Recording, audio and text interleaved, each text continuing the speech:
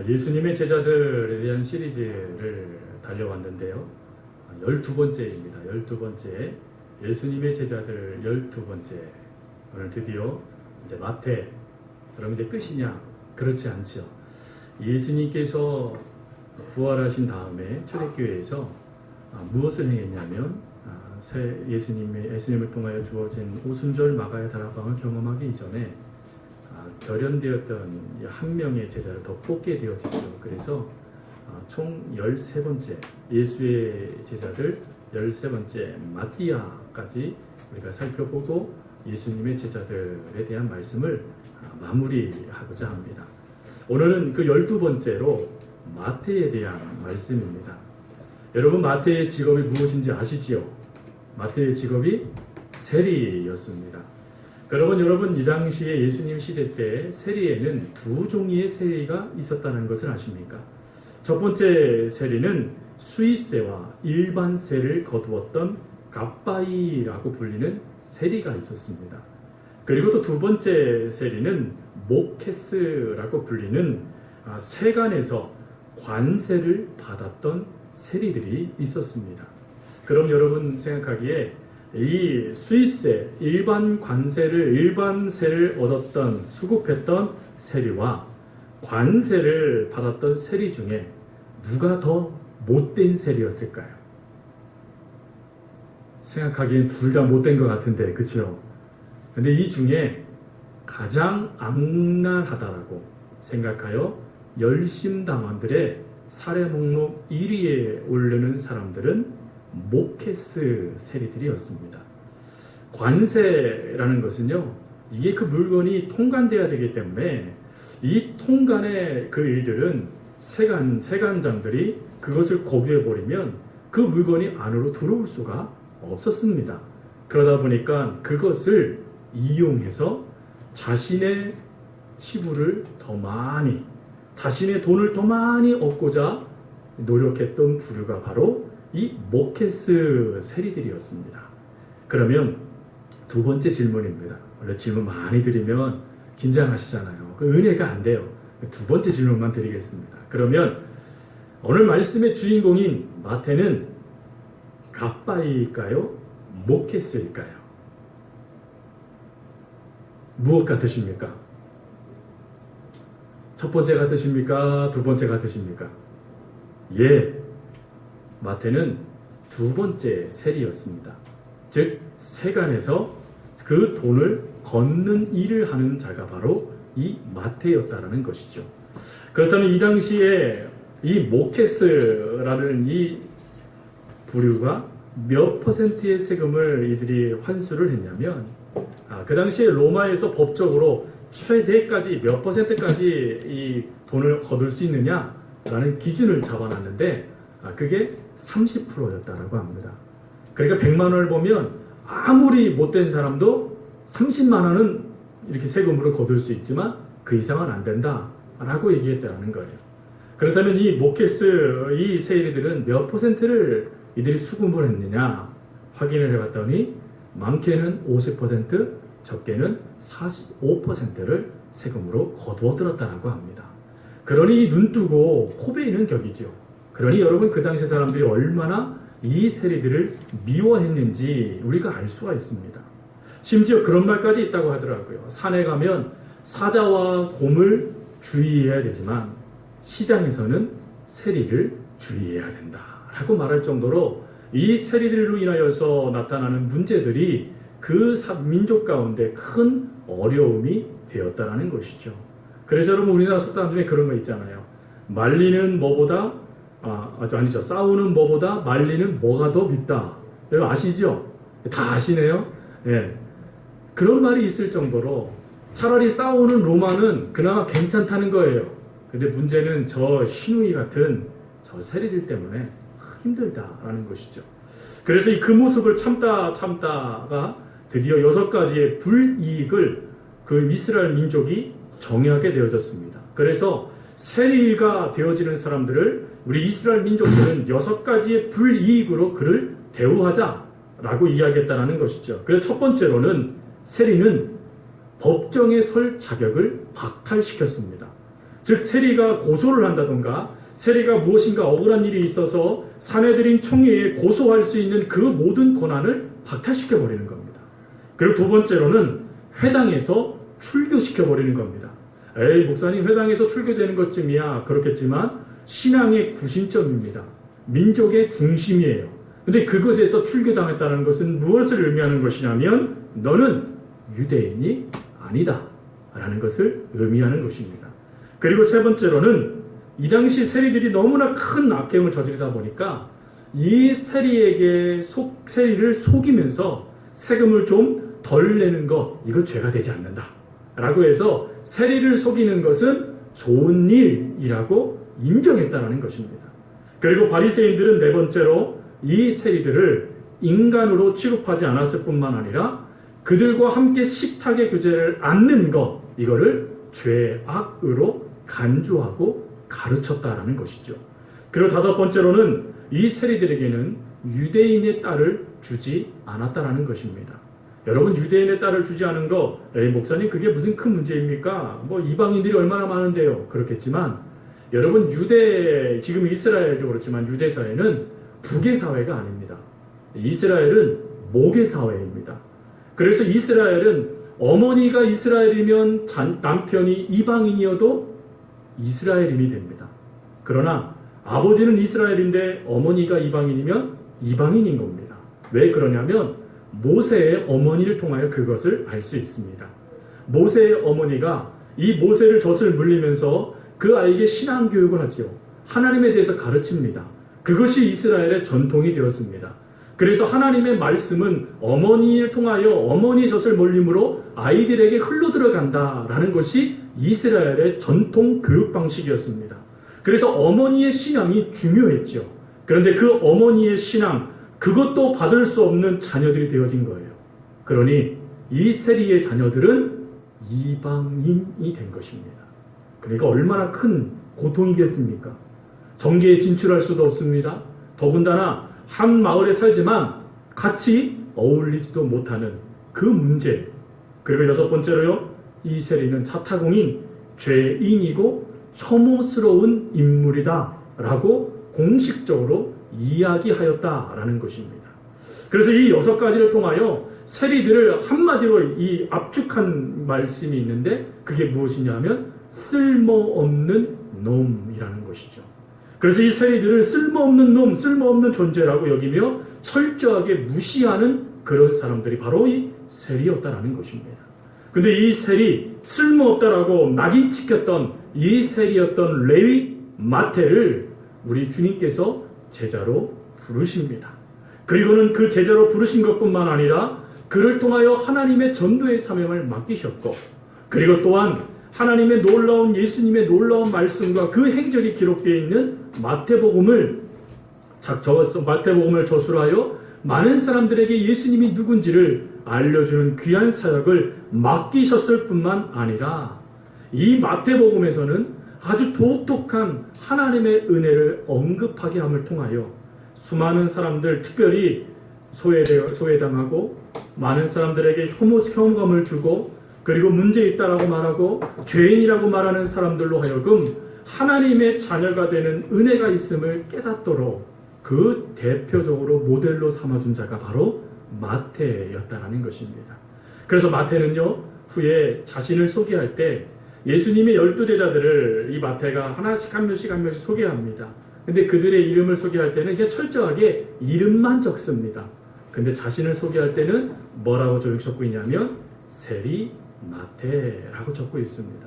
즉 자신의 잘못된 과거를 고스란히 들추어낼 수 있는 사람 말이죠. 여러분 만약에 내가 과거에 잘못된 행실을 했어요. 잘못된 모습들로 인하여서 사람들에게 손가락질 받았어요. 근데 그런 내가 예수님을 믿고 변화됐습니다. 그래서 그 정말 나를 알고 있는 사람들이 아닌 다른 곳에서 신앙생활 잘하고 인정받고 있는데 글쎄 그곳에 나의 과거를 잘 알고 있는 사람이 내가 있는 그곳에 와서 누구야? 라고 그러면 여러분 그를 환영해 줄까요? 모른 척 할까요? 모른 척 하죠. 왜요? 내 과거가 들추어지는 것을 우리는 그것을 용납할 수 없기 때문이죠. 근데 이 마태 세리는 어떠합니까? 오히려요 사람들에게 이 마태복음이 예수님께서 돌아가신 뒤 몇십 년 뒤에 쓰여진 복음이거든요. 그러니 마태가 어떤 사람인지 아는 사람이 거의 없는 것입니다. 그러니 굳이 자기가 어떤 사람인지 말할 필요가 없는 것이지요. 그런데 마태는 그러지 않아요. 자신의 치부를 그대로 들추어내요. 자신의 치부를 그대로 들추어내서 뭐라고 말하냐면, 여러분, 제가 세상 사람들, 아니 여러분들이 그렇게 싫어하고 혐오스러워하는 쓸모없는 놈이라고 말하는 그 세리였습니다 라고 자신을 들추어내는 거예요. 여러분, 그 이야기를, 그 간증을 들었을 때 사람들의 반응이 어땠을까요? 아마 놀라워했을 거죠. 그리고는 희망을 갖게 됐을 것 같아요. 어떤 희망이요? 사실 우리들도 사람들에게 보여지지는 않았지만 내가 사람들에게 나타나지 못하는 그런 아픔들이 우리 가운데 있지 않습니까? 그런데 그런 모습조차도 하나님이 사랑해 주시고, 그런 모습조차도 우리 하나님이 얼마든지 변화시켜 줄 수 있다는 것을 깨달았을 때 많은 사람들에게 그것이 복음이 되지 않았겠습니까? 하지만 그럼에도 불구하고 세리는 연약함이었습니다. 그런 연약함을 우리 하나님은 마태를 통하여 강함으로 바꾸셔서 오늘 우리들 앞에 세워주시고 계시는 것이죠. 그러면 우리들이 하나님께 이렇게 질문할 수 있습니다. 하나님, 그러면 마태에게 허락하신 하나님의 은혜는 무엇입니까? 도대체 쓸모없다라고 말하고 사람들에게 손가락질 당하고 비난받아서 마땅하고 낙인 찍혀서 힘들어하고 있는 그 영혼이 어떻게 그렇게 변화되어져서 주를 위한 사역자가 된 것입니까? 라고 말이죠. 오늘 본문은 그 비밀을 두 가지로 설명을 하십니다. 첫 번째로는 한번 따라해 보겠습니다. 친구가 되어주셨기 때문이다. 자, 오늘 말씀을 보십시오. 9절에 예수님께서 예수님의 모습을 이렇게 표현합니다. 예수께서 그곳을 떠나 지나시다가 마태라 하는 사람이 세간에 앉아있는 것을 보시고 이르시되 나를 따르라 하시니. 여러분, 여기서 이 따르다 라는 이것이 추종하다 라는 뜻은 아닙니다. 여러분, 추종이라는 것은 무엇이 거기에 플러스가 되어 있나 사전을 찾아봤더니 내 이익, 유익이 플러스가 됐을 때 따라가는 것을 추종이라고 합니다. 여러분 어떠세요? 예수님을 추종하고 계십니까? 아니면 예수님을 따라가고 계십니까? 예수님이 내게 이익이 되면 예수님을 붙잡고 예수님이 내가 이익이 되지 않으면 언제든지 버릴 수 있는 것, 그게 우리들의 연약한 모습이라는 것이죠. 여러분, 안타깝게도 이런 모습 가운데 있는 성도님들이 계신다면 그 신앙의 본질이 하나님의 영광으로 바뀌어지는 은혜가 있기를 바랍니다. 그러면 예수님께서 말씀하신 나를 따르라 라는 이 말씀의 원래의 뜻은 무엇입니까? 이 원래의 뜻은 세 가지의 뜻으로 쓰여지는 단어입니다. 첫 번째로는 내가 너와 함께 하겠다라는 뜻입니다. 그리고 두 번째 뜻이 있는데 그 뜻은 내가 너의 친구가 되어 주겠다라는 뜻이고, 세 번째로는 너는 나를 통하여 모든 것을 할 수 있다라는 그런 뜻입니다. 즉, 지금 예수님께서 이 세리 마태에게 손을 내미시면서 나를 따라오너라 라고 말씀하셨을 때 세리에게 있어서 주님의 말씀은 세리야, 마태야, 내가 사람들에게 비난받고 사람들에게 손가락질 당하고 너는 하나님의 자녀가 될 수 없어, 너는 하나님의 저주의 대상이야, 너는 혐오스러워, 너는 쓸모없는 존재야 라고 말하며 아무도 너를 믿어주지 않고 아무도 너와 함께 하려고 하지 않고 아무도 내 마음 알아주려고 하지 못하고 있지 않느냐. 그러나 마태야, 나는 내 마음을 안다. 나는 너의 친구가 될 거야. 나는 너를 포기하지 않을 거란다 라고 우리 주님이 마태를 주목하여 보시면서 사랑의 모습으로 그에게 손을 내미시고 계셨다라는 것입니다. 여러분, 이것이 마태에게 얼마나 컸던지 성경 말씀이 이렇게 증언합니다. 일어나 따르니라. 무슨 말입니까? 일어나서 주님이 저의 친구가 되어주셨군요. 저도 주님의 친구가 되고 싶어요 라고 하며 그 손을 잡았다라는 뜻이에요. 사랑하는 성도 여러분, 우리들도 가끔 주님을 믿고 따라감에 있어서 하나님의 그 사랑을 우리가 알면서도 내 모습 때문에, 내 행위들 때문에, 또 내가 많은 사람들에게 보여줬던 여러 가지 흔적들 때문에 하나님의 사랑으로부터 내가 분리되어져서 끊어져서 친구도 아닌 단지 부끄러운 종과 노예처럼 내가 취급받을 거야 라고 생각할 수 있습니다. 그러나 사랑하는 성도 여러분, 성경 곳곳에 하나님은 우리에게 뭐라고 말씀하시냐면 사랑하는 친구, 내 핏값을 주고 산 내 친구라고 하시면서 우리를 친구로 대해주시고 계신다라는 것입니다.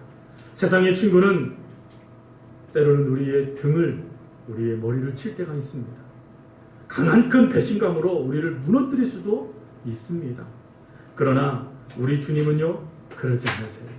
세상 사람들이 다 자기를 위하여서 사람들을 이용하고 있는 그런 모습들이 보여진다 할지라도 우리 주님은 그러지 않고 그 모습이 오히려 당신 자신이 오히려 그 친구인 우리를 위하여 이용당해 줄 수 있으신 분, 그분이 바로 예수님이시라는 것입니다. 그 예수님께서 친구가 되어주셔서 오늘 이 레위에게, 그 무너질 수밖에 없는 레위에게 다시금 일어설 수 있는, 다시금 하나님의 자녀가 될 수 있는 그 손을 내미시고 계시는 거예요. 여러분, 볼펜 중에 모나미라는 볼펜이 있죠. 모나미.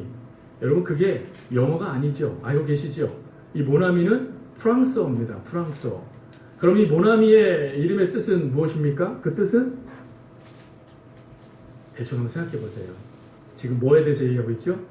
친구에 대해서 얘기하고 있잖아요. 그래서 이 모나미라는 이것은 프랑스어로 내 친구라는 뜻입니다.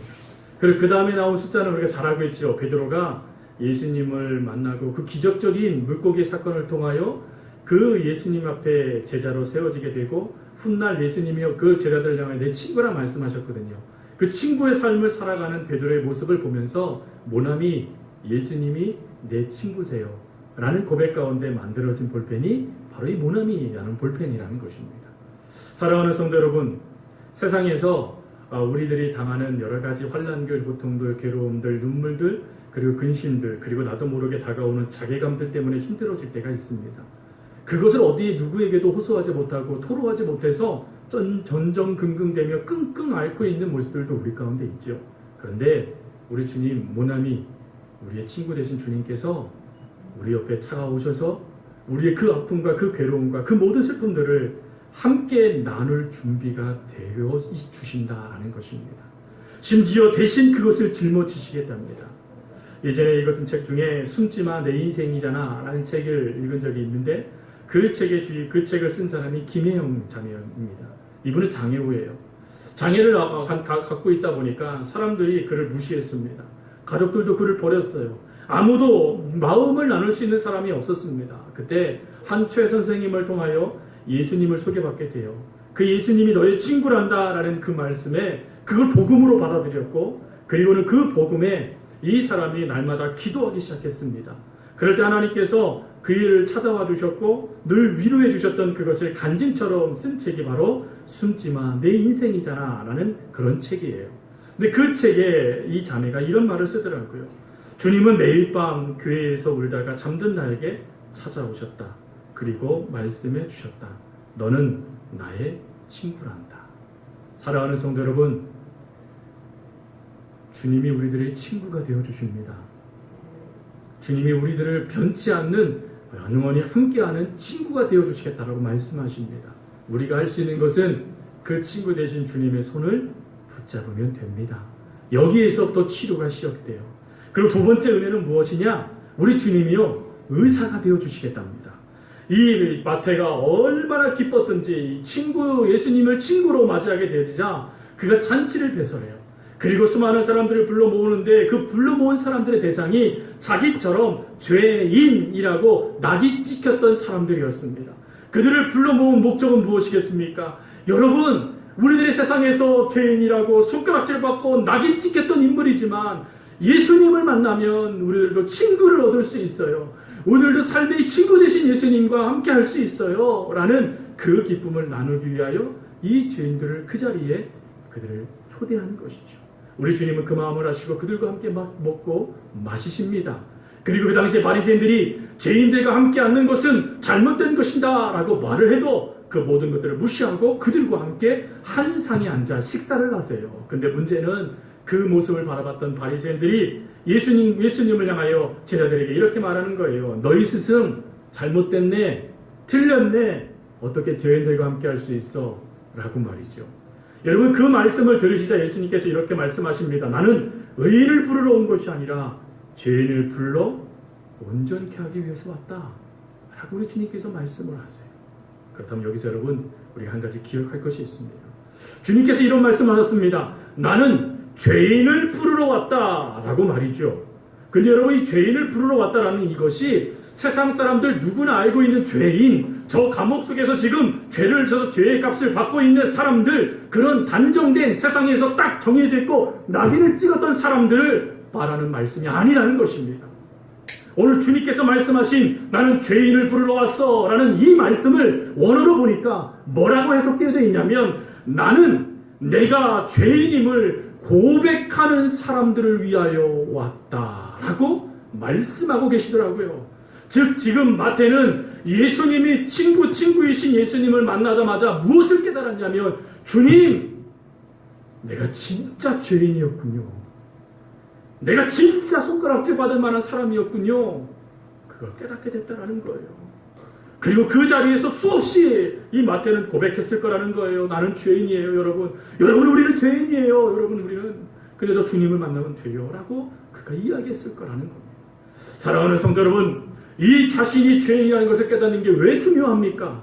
여러분, 베드로는 그 물고기를 잡은 다음에 그가 즉시 예수님을 바라보고 이렇게 말하지요. 주여, 나를 떠나소서. 나는 죄인입니다.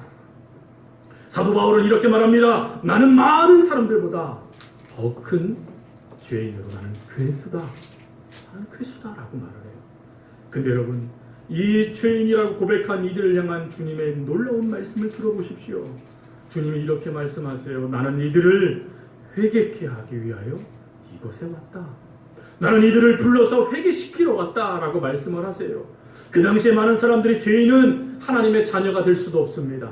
그 당시에 많은 사람들은 죄인은 하나님의 저주의 대상일 뿐이에요. 그런데 우리 주님이 나는 죄인입니다 라고 말하며 가슴을 치고 있는 이들을 향하여 너희들도 회개하고 나를 믿으면 너희들도 하나님의 자녀가 될 수 있어 라고 지금 이들을 하나님의 자녀의 위치로 세워주시고 있으시다라는 것입니다.